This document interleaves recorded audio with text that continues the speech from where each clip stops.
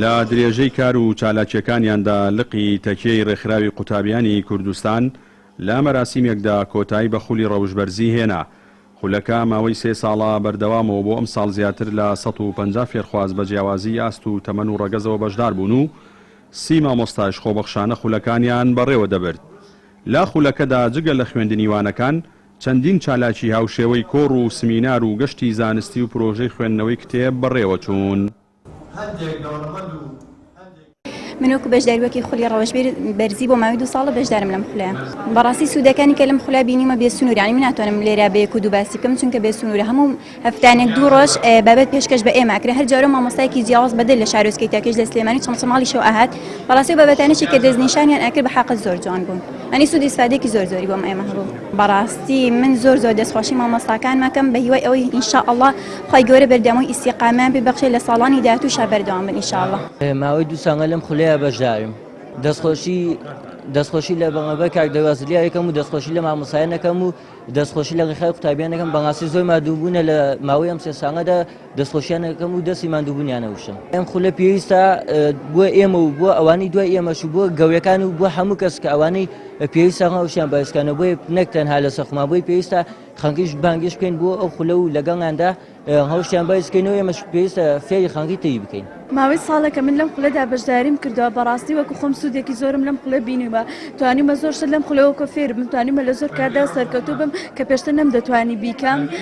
هەروەها یەکێک لەو بابەتانی کە لەم خولەوە فێر بوون یەکەم شت متمانە بەخۆبوونمان بوو لە هەموو کارێک داواتە هەمیشە لەو ئامانجی کە ئەمانەوێت کۆڵ نەدەین هەوڵی بۆ بدەین متمانەمان بەخۆمان بێ. سەرپەرشتیاری خولەکەش دەڵێت لەگەڵ کردنەوەی دەرگای ناوەندەکانی خوێندندا کۆتایی بە خولەکانیان دەهێنن بۆ ئەوەی کاریگەری لە سەردەوامی خوێندنی ڕۆژانەی فێرخوازان نەبێت، بەڵام هەوڵ دەدەن لە پشووی ساڵانی ئایندەدا درێژە بە خولەکانیان بدەن بە شێوازی فراوانتر و جیاوازتر. وەلەم خولەدا کۆمەڵێک جیاواز و گۆڕانکاریمان تا کرد لە چاو خولەکانی ترەوە. بۆ نمونە سەرجەم بابەتەکان پەروەردەی بوونە. ئەو ڕەوشانی پێغەمبەری خوا صلی الله علیه و سلم ئێمە هاتوو میکەین بە سمینار و پێشەش بە خوێندکارانی بکەین. و جیاواز لەمانەش ئێمە گەشتێکی زانستیمان بە خوێنان کردەوە بە شاری سلێمانی کۆمەڵە شۆن گەڕاون و کۆمەڵە شۆنیان بینیوە و کۆمەڵە شۆنی مێژوویان بینیوە. و هەروە لەم خولەدا ئەوەی کە زۆر دڵخۆشی بۆ خوێندکارەکان کۆمەڵە پرسیارە وەڵام کرا لە خوێندکارەکان لە بابەتی بۆنە ئەو شوبهە گومانەوەی کە بۆ خوێندکاران دروستە کرد. یەکێک لە ئامانجەی ئەم خولەوە بۆ کە خوێندکار پێ بگەێنێت چۆن هەستێ ئادای دەربڕی قسە بۆ خەڵک بکە. لە کۆتایی مەراسیمەکەشدا خەڵات و خەڵاتی ڕێزلێنان بەسەر هاوکاران و مامۆستایانی خول و خوێندکارە سەرکەوتۆکاندا دابەشکرا.